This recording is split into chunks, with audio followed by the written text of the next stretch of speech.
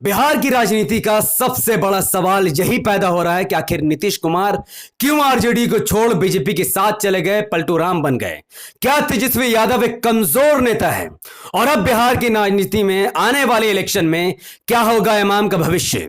यह वीडियो काफी टेक्निकल होने वाली है, इसे विस्तार से समझने से पहले अस्सलाम वालेकुम वरहमतुल्लाहि वबरकात। अल्लाह के नाम से शुरू जो बड़ा कृपालु और अत्यंत दयावान है। बिहार में कुल 243 विधानसभा की सीटें हैं। जो भी पार्टी 122 विधानसभा की सीटें जीतेंगी बिहार में उसी की सरकार बनेगी।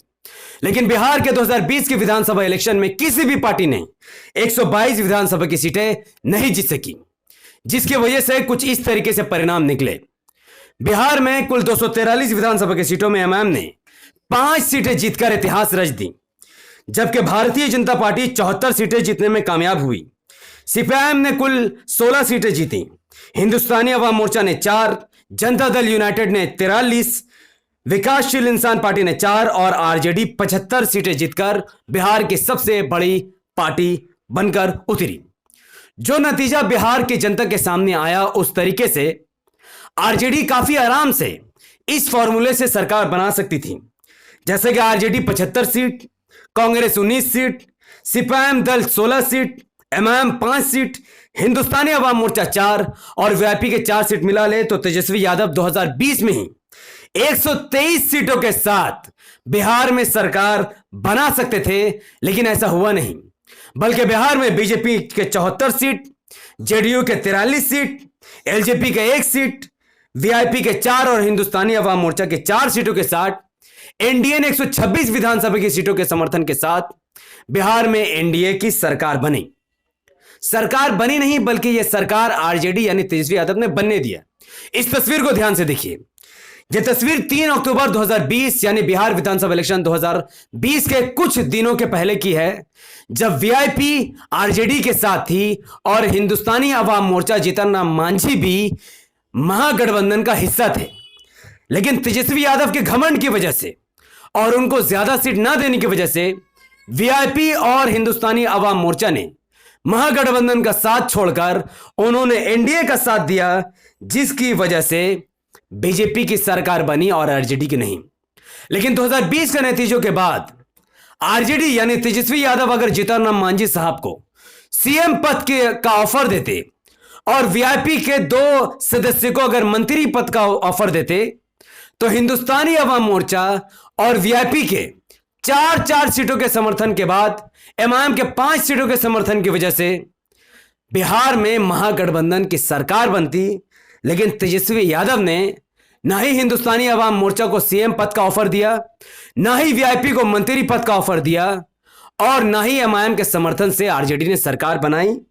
इसके पीछे की सबसे बड़ा वजह यह है कि तेजस्वी यादव एमआईएम के समर्थन से सरकार नहीं बनाना चाहते थे, क्योंकि तेजस्वी यादव जानते थे कि अगर एक बार एमआईएम को उन्होंने समर्थन में ले लिया और ओवैसी साहब के समर्थन से अगर बिहार में सरकार बन गई, तो बिहार में जिस तरीके से एमआईएम की राजनीति चली है और जिस तरीके से सीमांचल के मुसलमानों ने एमआईएम का समर्थन किया है, आरजेडी कभी भी दोबारा मुसलमानों का वोट लेने में सक्षम नहीं रहेगी। इसीलिए तेजस्वी यादव ने यह सरकार बनने दी और हिंदुस्तानी अवाम मोर्चा और विकासशील इंसान पार्टी का समर्थन बीजेपी की तरफ जाने दिया और आखिरकार 2020 में तेजस्वी यादव की नाकामी या फिर चालाकी की वजह से बिहार में महागठबंधन की सरकार नहीं बल्कि एनडीए की सरकार बनी और वीआईपी और हिंदुस्तानी अवाम मोर्चा के समर्थन से बिहार में एनडीए की सरकार बनी और नीतीश कुमार सीएम बने। उसके बाद तेजस्वी यादव अपना खेल स्टार्ट करते हैं।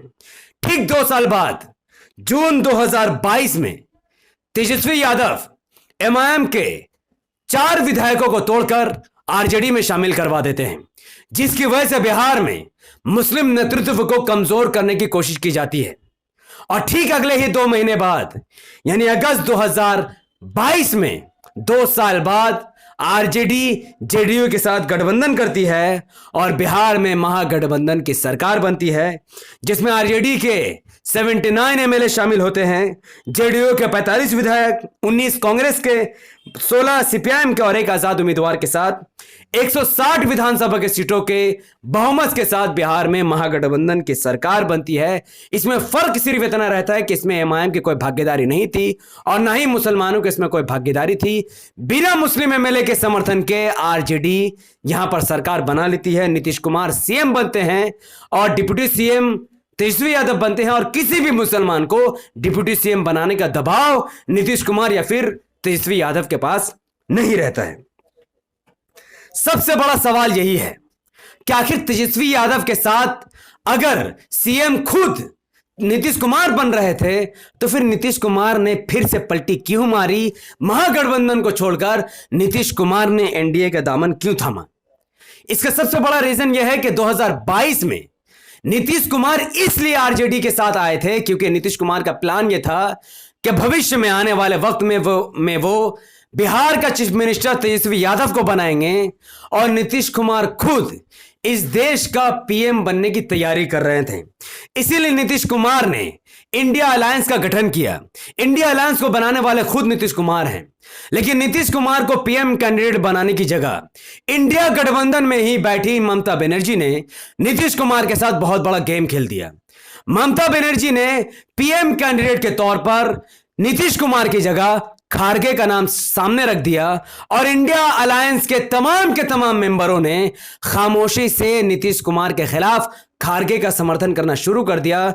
नीतीश कुमार ने देखा कि यहां पर वो पीएम बनने नहीं वाले और ना ही इंडिया अलायंस के कोई व्यक्ति उनको पीएम बनते हुए देखना चाहता है, जिसकी वजह से नीतीश कुमार ने एक बार फिर से महागठबंधन का नाता छोड़कर बीजेपी का हाथ उन्होंने शामिल कर लिया। बीजेपी के साथ उन्होंने अलायंस कर लिया क्योंकि कम से कम वो जानते थे कि बिहार में बीजेपी कम से कम उनको 17 मेंबर ऑफ पार्लियामेंट की सीटें तो कम से कम दे देगी।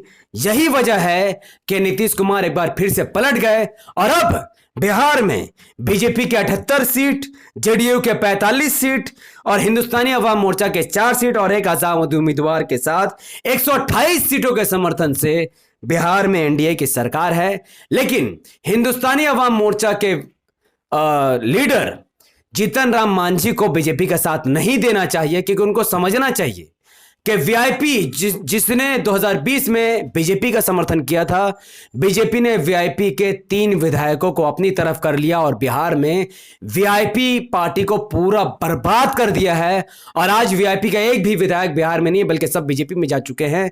तो जीतन राम मांझी के साथ भी यही हो सकता है क्योंकि बिहार में आज बीजेपी और जेडीयू 74 बीजेपी के पास सीटें थी और 43 जेडीयू के पास सीटें थी। दोनों की सीटें मिलाकर 117 सीटें हो रही थी। लेकिन वही अब अगर आप सीटों पर ध्यान दोगे तो अब कुछ इस तरीके से सीटें हैं कि बीजेपी बिहार की सबसे बड़ी पार्टी बन चुकी है क्योंकि वीआईपी के विधायक बीजेपी में शामिल हो चुके हैं। अब अक्टूबर 2025 में बिहार का अगला असेंबली इलेक्शन होने वाला है।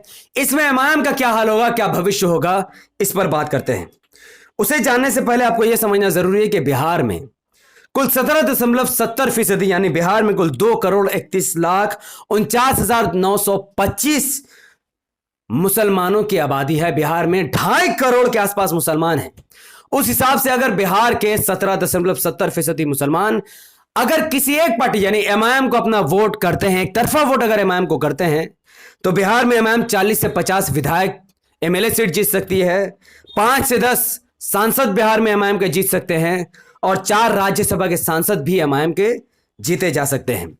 इस वक्त एमआईएम बिहार में 25 विधानसभा के सीटों पर चुनाव लड़ने की तैयारी कर रही है, कमर को बांध चुकी है और एमआईएम का मानना है कि 25 में से 20 विधानसभा की सीटें एमआईएम काफी आसानी से जीत सकती है। उस लिहाज से अगर देखा जाए कि अगर एमआईएम 25 विधानसभा की सीटें अगर 20 विधानसभा की सीटें अगर एमआईएम जीत लेती है तो आरजेडी कम से कम 100 से ज्यादा विधायक आराम से जीत जाएगी।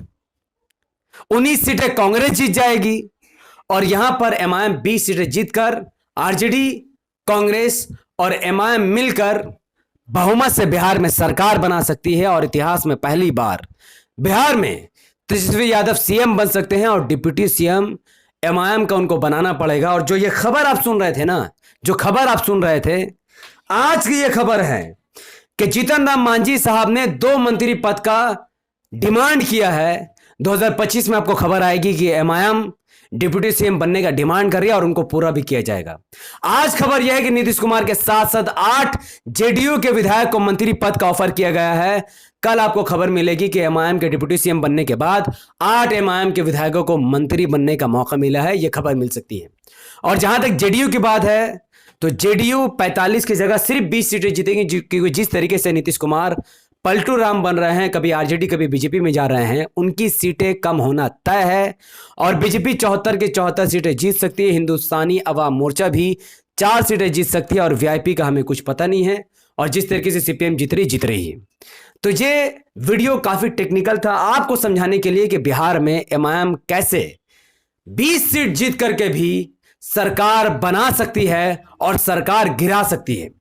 इस वीडियो को बिहार के कोने कोने तक पहुंचाने की जिम्मेदारी आपकी है, क्योंकि अगर ये वीडियो 2025 के विधानसभा इलेक्शन से पहले बिहार के कोने कोने तक पहुंच गया तो एमआईएम को बिहार में सरकार बनाने से कोई नहीं रोक सकेगा। तो इस वीडियो को बिहार के कोने कोने तक पहुंचाने की जिम्मेदारी आपकी है। इस वीडियो को लाइक कीजिए, इसके लिंक को व्हाट्सएप फेसबुक इंस्टाग्राम पर शेयर कीजिए, अपनी बातों को धड़ाधड़ कमेंट पर रखिए। क्या आपकी नजर में एमआईएम 2025 के विधानसभा इलेक्शन में कितनी सीटें जीत सकती है और क्या बिहार के मुसलमानों को आरजेडी को वोट करना चाहिए? हाँ या ना में अपनी जवाब कमेंट पर जरूर रखिए। हमारे यूट्यूब चैनल द पॉलिटिकल को सब्सक्राइब कीजिए, बेल आइकन को हिट कीजिए। अगर आप सब इस वीडियो को हमारे Facebook channel the political news पर देख रहे थे तो इसे लाइक और फॉलो कीजिए, 5 बड़े ग्रुप में शेयर कीजिए और मुझे अपनी दुआ में याद रखें। बहुत बहुत शुक्रिया। वाखिर दवाना अनिल हम्दुलिल्लाहि रब्बिल आलमीन। अस्सलामु अलैकुम वरहमतुल्लाहि वबरकातुहू।